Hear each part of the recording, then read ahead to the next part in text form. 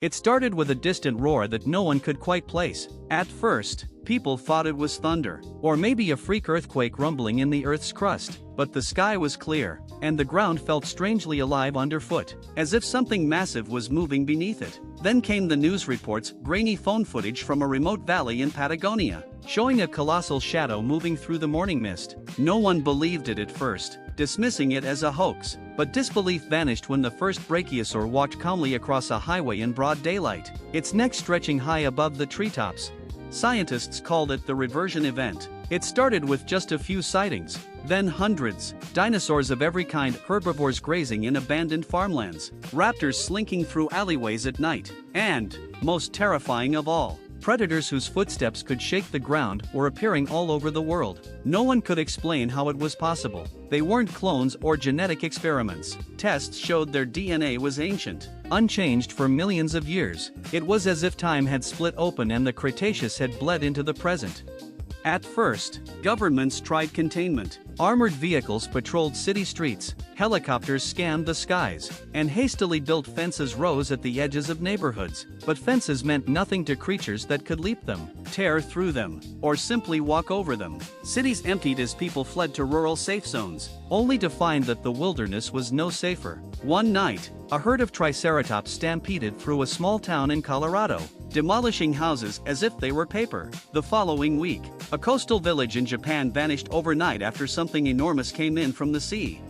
Among the chaos, a quiet figure named Dr. Eleanor Price, a paleobiologist with a fascination for prehistoric ecosystems, began noticing patterns. The appearances weren't random. The dinosaurs were emerging in regions where fossil deposits had once been found, almost as though they were returning home. Using satellite data, she traced the events to a central anomaly in the Amazon rainforest, an area untouched by humans for centuries. With a small team, she trekked into the jungle, armed with little more than old maps, a camera, and their courage.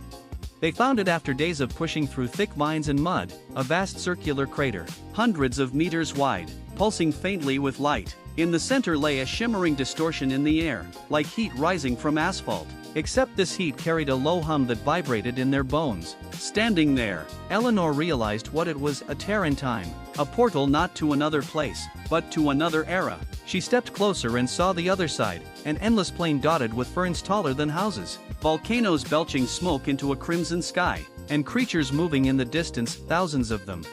But as she watched, something unnerving became clear. The dinosaurs weren't crossing by accident. They were being driven, herded, by something far larger. A shape moved in the haze, impossibly big, and even though she could see only a fragment of its body, she knew it wasn't any species humans had ever catalogued. The air shimmered again, and the pressure increased. The ground at her feet cracked.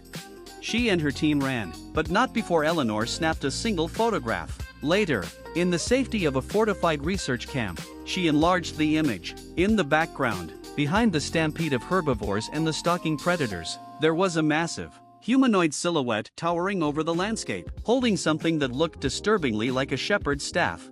Eleanor stared at the photo for hours. Dinosaurs had not simply returned. They were being sent, and whatever was sending them was not finished.